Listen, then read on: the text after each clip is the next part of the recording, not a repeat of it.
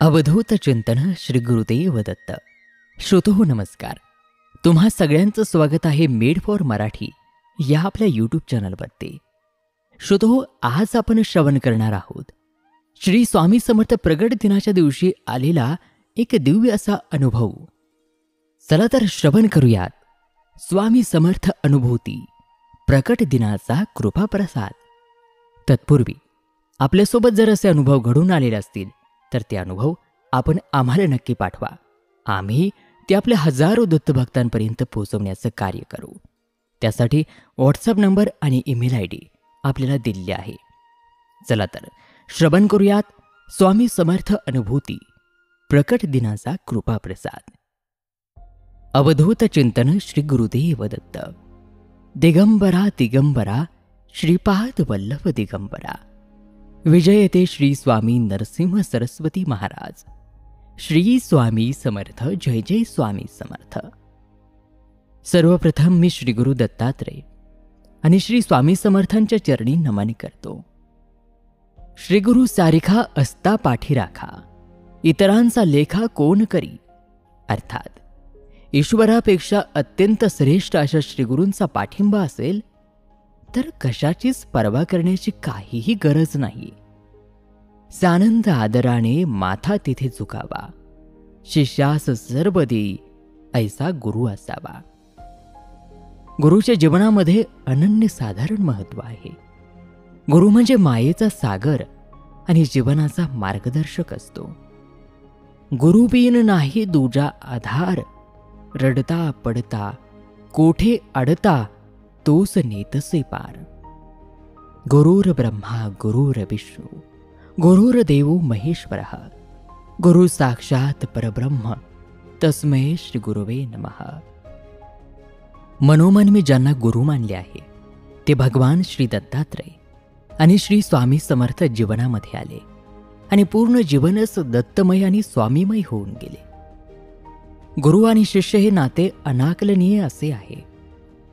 आयुष्याच्या प्रत्येक वळणावरती ती गुरुमाऊली भक्तांच्या पाठीशी अविरत उभे राहते आणि भक्ताला या अभूतपूर्व नात्याची एक सुखद अनुभूती प्रदान करते.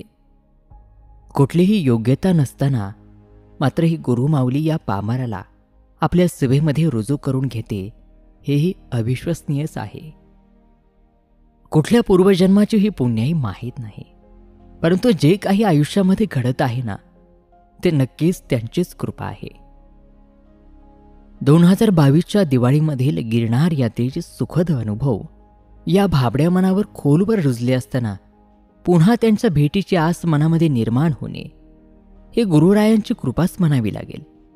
आणि म्हणूनच की काय 2023च्या दिवाळीमध्ये लक्ष्मीपूजनाच्या शुभ दिनी मला आणि माझ्या मित्राला पिठापूरला सुंदर मनमोहक अशा श्रीपाद स्वामींच्या दर्शनाचा योग आला. श्रीपाद राजम शरणम प्रपद्ये. जय विजयी भव दिग्विजयी भव, श्रीमद खंड श्री विजयी भव असं जयघोष सर्व भक्त मोठ्या आत्मीयतेने करत होते. दुसऱ्या दिवशी आम्हाला कुरवपुरी जाण्याचाही योग आला. याची देही याची डोळा त्या दत्त अवतारी मनोहरी गुरूंचे दर्शन घडले. लागलीच पुढे या वर्षीच्या जानेवारी महिन्यात अक्कलकोट श्री स्वामी समर्थ दर्शनही दिले. माझी आई अक्कलकोटी, भिवू नका ती आहे पाठी. मंदिरामध्ये दर्शन रांगेमध्ये पुढे सरकत असताना अलगदपणे भिवू नकोस मी तुझ्या पाठीशी आहे, श्रद्धा असू दे हृदयात, हे अजित कडकडे यांच्या स्वरातील बोल कानी पडले आणि अक्षरशः या स्वामी वचनाने आनंद आश्रूंमध्ये न्हावून निघालो. दुसऱ्या दिवशी आम्ही सायनदेव या दत्तगुरूंच्या अतिप्रिय शिष्यांच्या कडंगची क्षेत्री जाऊन दत्तगुरूंचे दर्शन घेतले आणि तदनंतर आम्ही गाणगापूरला श्री नरसिंह सरस्वती स्वामींच्या दर्शनाला गेलो. तिथे पवित्र अशा संगमक्षेत्री आम्ही श्री गुरुचरित्रातील 14वा आणि 18वा अध्यायाचे वाचन केले. अशा प्रसंगी त्या भक्तवत्सल त्रिगुणात्मक दत्तगुरूंची कृपा होणार नाही हे अगदी अशक्यच. गुरुचरित्र वाचन चालू असताना मध्येच एका भक्ताने आमच्या ग्रंथावर दक्षिणा आणि प्रसाद समर्पित केला. उच्च कोटीचा तो परम आनंद आणि तो आशीर्वाद अजूनही आमच्या स्मरणामध्ये आहे आणि कायम स्मरणात राहील.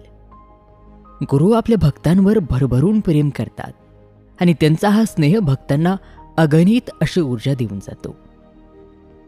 हा देह ज्यांच्या अधीन आहे त्या जगनियंत्या सद्गुरुरायाची गोडी जेव्हा भक्ताला लागते ना, तेव्हा स्वतःचे काही उरतच नाही.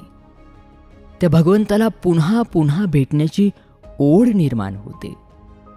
जीवनामध्ये एक नवीन अंकुर फुलू लागतो आणि भक्तीची सुंदर अशी पालवी फुटते.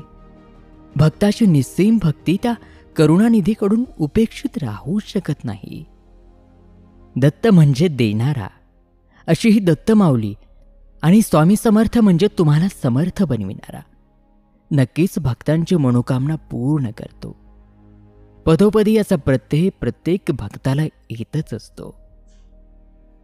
श्री स्वामी समर्थ प्रकट दिनी अशीच काहीशी अनुभूती या वेड्या मनाला अलगदपणे सुगंध देऊन गेली. आपण पाहतो की काही व्यक्ती जीवनामध्ये कवी लेखक बनून नावारूपाला येतात.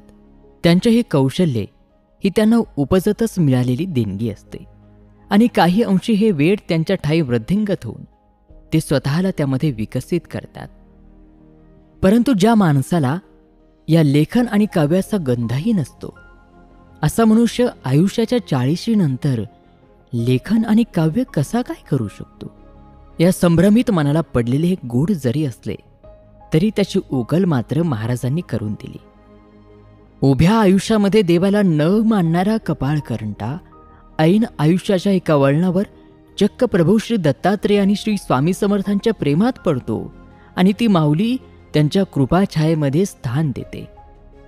अगदी स्वप्नवत परंतु शाश्वत सत्य मनाला अलौकिक असे भरभरून समाधान प्रदान करते. हे फक्त आणि फक्त ही माऊलीच करू शकते. माझ्या गिरनारवारीनंतर प्रथमच मी आयुष्यामध्ये लेखन आणि काव्य करायला लागलो. नवे हे तेच माझ्याकडून करून घेत आहेत असे वाटते.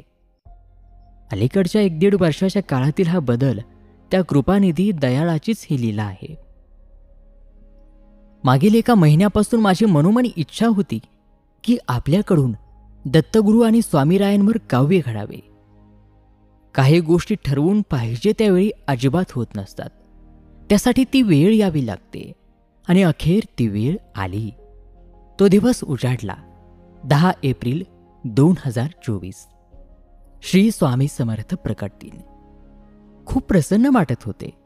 आम्ही पुण्यामध्ये जिथे राहतो तिथे घरापासून 1 किलोमीटर अंतरावर स्वामींचा मठ आहे. 8 एप्रिलपासून मठामध्ये स्वामी समर्थ पारायण सुरू होते आणि 10 एप्रिलला प्रकट दिन सोहळा होता. मी नेहमीप्रमाणे रात्री कामाहून परत आलो.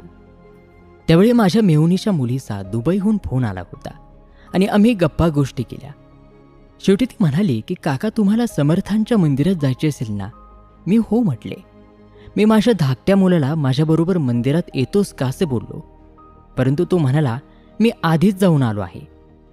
माझ्याबरोबर नेहमी स्वामी मठामध्ये यायला उत्साहामध्ये तयार होणारा माझा मुलगा आज मात्र नाही म्हणाला. कदाचित स्वामींचीच तशी इच्छा असावी, कारण तो जर आला तर मी दर्शन करून लगेच मागे फिरेल. स्वामींच्या मनामध्ये काहीतरी वेगळेच होते. त्यांना मला तिथे थांबवून ठेवायचे होते. शेवटी मग मी एकटा स्वामींच्या मठामध्ये गेलो. दर्शनाची रांग खूप दूरवरपर्यंत होती.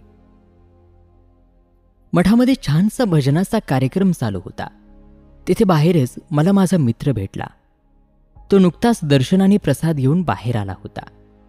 मी त्याला विचारले, भजनाला नाही थांबत का? तो म्हटला आतमध्ये खूप गर्दी आहे.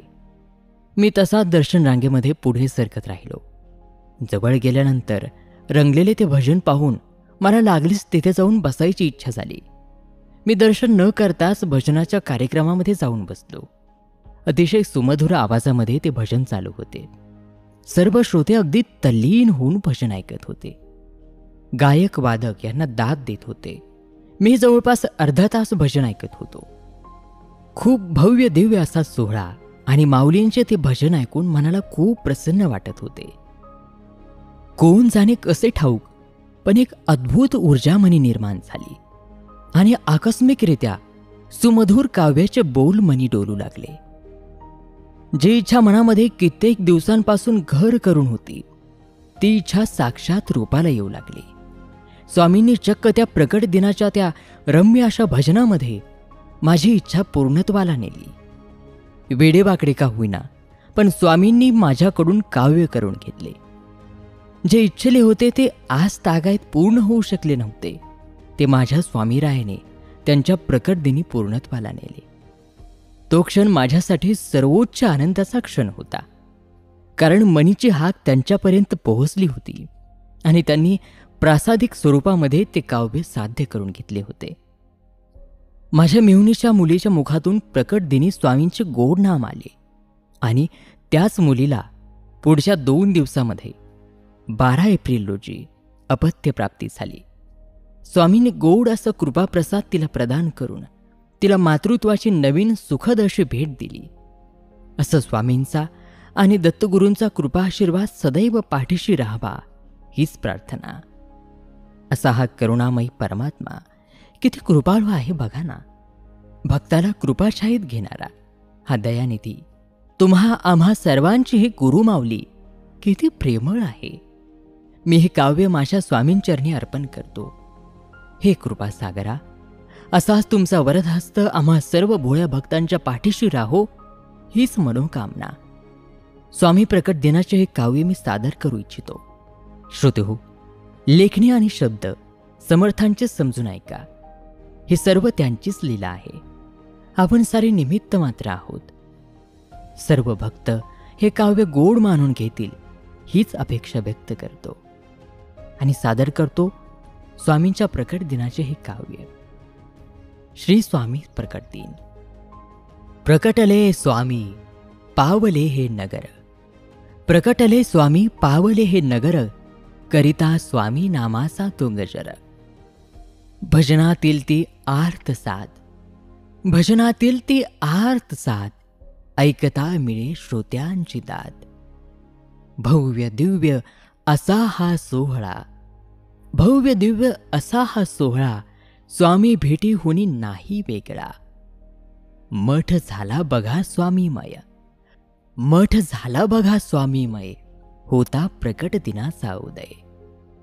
भक्तगण येता स्वामी दर्शना, भक्तगण येता स्वामी दर्शना, आनंद वाटे गाता भजना. उत्सव असे हा अतिमनोहारी, उत्सव असे हा अतिमनोहारी, भक्तांची ही मजाच न्यारी. हे स्वामीराया आळवितो तुझला, हे स्वामीराया आळवितो तुझला, कृपा प्रसाद द्या हो मजला. सेवा तुझी नित्य घडावी, सेवा तुझी नित्य घडावी, मनी आशा हीच आळवी. 10 एप्रिल दिन भाग्याचा, 10 एप्रिल दिन भाग्याचा, उत्साह वाढविला आम्हा भक्तांचा. आनंद सोहळ्याचा काय वर्णावा, आनंद सोहळ्याचा काय वर्णावा, आमुची सेवा गोड मानून घ्यावा. श्री स्वामी समर्थ, जय जय स्वामी समर्थ. श्री स्वामी समर्थ, जय जय स्वामी समर्थ. करिता जप होईल सार्थक हा परमार्थ, करिता जप होईल सार्थक हा परमार्थ.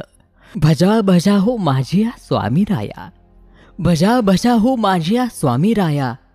पूजन करूया हा जन्म उद्धरावया, पूजन करूया हा जन्म उद्धरावया, पूजन करूया हा जन्म उद्धरावया. श्री स्वामी समर्थ, जय जय स्वामी समर्थ. अवधूत चिंतन श्री गुरुदेव दत्त. स्वामी ओम. आणि श्रोतो, याचबरोबर हा दिव्यत्वाची प्रचिती देणारा स्वामींचा काव्यात्मक अनुभव या ठिकाणी समाप्त होत आहे. आजचा हा अनुभव तुम्हाला कसा वाटला आम्हाला कमेंट करून नक्की सांगा. आणि हो, आपल्यासोबत असे काही अनुभव घडून आलेले असतील तर ते आपण आम्हाला पाठवायला अजिबात विसरू नका. चला तर मग पुन्हा भेटूयात पुढील व्हिडिओमध्ये अशाच एका दिव्य अनुभवासह आपल्याच मेड4 मराठीवरती. तोपर्यंत नमस्कार, धन्यवाद. श्री गुरुदेव दत्त. श्री स्वामी समर्थ.